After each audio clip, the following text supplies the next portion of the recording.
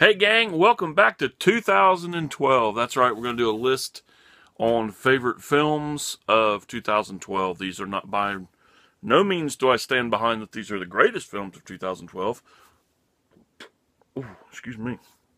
But they are my favorite that I remember, and I went back and kind of looked at films that were from 2012, so this is the list that I came up with. I'm sure there's stuff that I completely forgot to put on here, but here we go. Once again, no order whatsoever. 2012 was kind of a mixed year.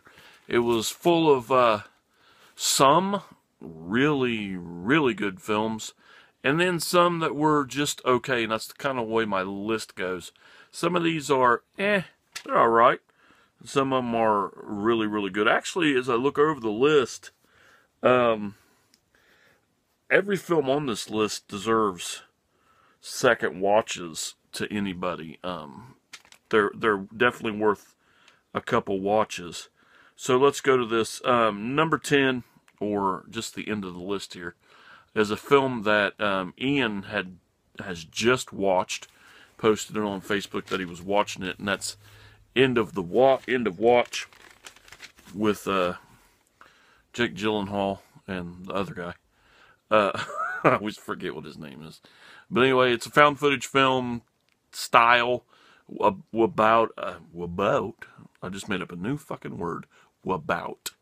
The found footage part of this is a police officer's body cam, which I thought was really, really ingenious. Plus, it makes the action twice as intense. It's not found footage like a horror film where it's jump scares. This is actual, hey, this is a police officer. This is a day in his life of doing good.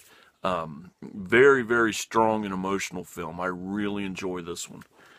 It does drag a little bit, but that's with all found footage films. They have to put on the air that this is real life. This isn't action-packed at all times. There's going to be drag. People eat fucking lunch. It's going to be normal. It's not going to be, hey, let's turn it off, turn it back on at lunchtime or whatever. That's not how real life works. So anyway, there you go. There's my 2 cents. Next on the list is one that I personally really enjoyed, but it's because of the fact that I'm biased to it, and that's Hitchcock. I absolutely love what they did with this film, and Anthony Hopkins blew this out of the water. I mean, this story revolves around Hitchcock's love of the women that he worked with and the filming of Psycho. And there's a lot of little moments in this film that, if it is actually 100% genuine to the story behind Psycho, the stuff that I didn't really know. So I was very pleased in being able to see that. I looked for this film all over the place. It didn't come to my Walmart. You know, I actually ended up ordering this off of Amazon. I went to FYE. They had it, but it was like $32 or something. And sometimes I pay that, but it didn't have that little C up in the corner. Anyway, no, I ended up having to order this off Amazon, and I'm really glad that I did because it's a wonderful film. Next, Matthew McConaughey in Mud. If you've never seen Mud, I highly recommend this film. It is one of the best under-the-radar films that I've seen in a very long time. Matthew McConaughey, this is actually, I got recommended this by, who was it? I don't even remember. It was 2012. But I bought it because it was like $9.96 or something.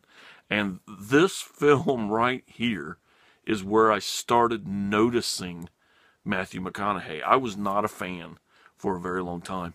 So this film caused me, Mr. McConaughey, to go back and look at your earlier films and really find out that I've missed a lot and that you're worth watching.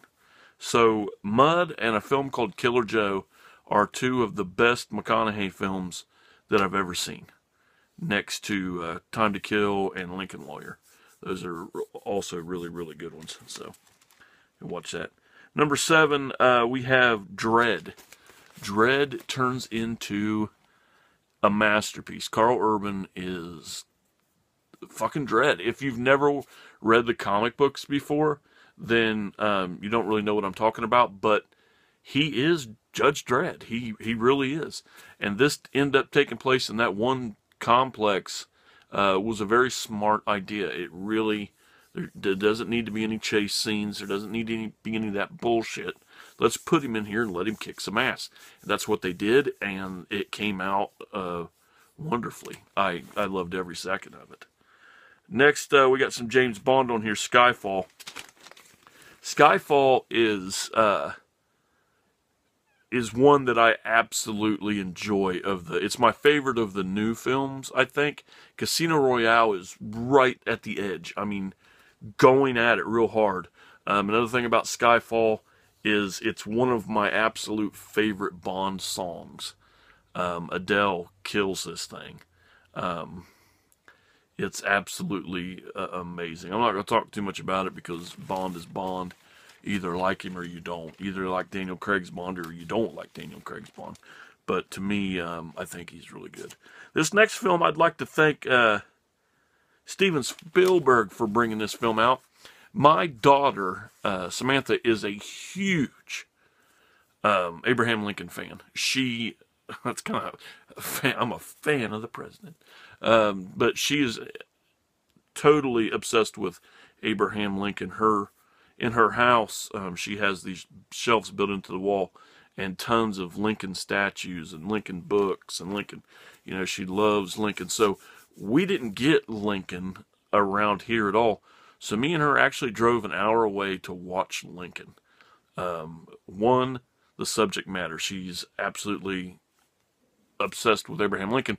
And two, it's Steven Spielberg. So it was a win-win for both of us. But I'm telling you right now, Steven Spielberg aside, Daniel Day-Lewis, that's what you have to thank in this film. Steven Spielberg, yeah, okay. Daniel Day-Lewis, thank you for this film. He is absolutely phenomenal. I don't know a lot about the history. I'm not a history buff at all. But from what I've seen, fucking loved it. As far as the story goes, Sam loved it too, so I assume it was somewhat good. Next up, Django Unchained, one of my favorites of the year. It might even be my favorite film or second favorite film of the year. I loved everything about this film. Christoph Waltz became one of my top 5 favorite now actors because of this film. He absolutely amazed me. Jamie Foxx knocked it out of the park. Wonderful film. I know you've all seen it, so it doesn't matter. Next, Prometheus. I know this gets a lot of hate, and it'll probably get some shitty comments like, what, Prometheus? I'm an alien nut, okay? It doesn't. Some people are like, I'm hardcore. Oh, that sucked. It's not part of my Star Wars 2. It does the same thing with Star Wars. Me, I like it because it has to do with alien. It may not have any alien in it, per se, but the story alone, I love the way Ridley Scott's taken this and given us the story of David, and his, making it more about what the actual monster is. And we see the creation of the monster at the same time. I love that. I have my aliens from the 70s and 80s. I like to see this story unwind. So, yeah, it's on my list. Next up, The Avengers. First Avenger film. Wonderful. We waited for it all our life to see these guys together. Everything about this film was good. I really wanted a good, strong Hulk. Mark Ruffalo pulled it off. He really did. Now, I love Ed Norton's Hulk. I really do, and I wish it would have went and worked out for those guys. But it didn't, and I will take Mark Ruffalo. He scared me when I heard the name announced. I was like, are you serious? But, man, he pulled off Banner. He really, really did. And brought the Hulk to the big screen for me for another time. And everybody else combined just made this film fantastic. And last on the list, Dark Knight Rises. Not everybody's favorite Batman film, but I think it deserves to be one of the top in 2012 just because it's, again, Batman. It's not Batman done wrong. It's Bane. Did you have a problem with Bane? People had a problem with Bane. I personally did not have a problem with Bane. My problem with this film is the way it ended. I wish it would have continued, you know. Maybe not even with Nolan. Maybe him pass the mantle and go on with Robin, but make him Nightwing or something, you know, at the end. I wish they would have went with that instead of just making it part of our imagination. Like, oh, it lives on. You know, I like that. That's fine. I'm glad with what we got. But it would have been interesting to see a Nightwing type movie with Joseph Gordon-Levitt. From 2012, I'm going to go ahead and have to say that Django was my favorite of the films, but it's really close to Mud. I'm telling you, that film is a wonderful film. So make sure you watch it. So anyway, that's 2012. We've put it to bed. Friday we've got another Star Trek. I'm going to be reviewing Wrath of Khan, and next Tuesday we have 2011, where we're going to talk about we're going to talk about me feeling really dirty for liking this film. I mean, just terribly, like, I can't believe I gotta say I like it. But I fucking like it. So, next week, do your research, find out what came out in 2011 that I probably shouldn't like, and we'll talk about it then. I will see you guys later, and as always, remember, game over.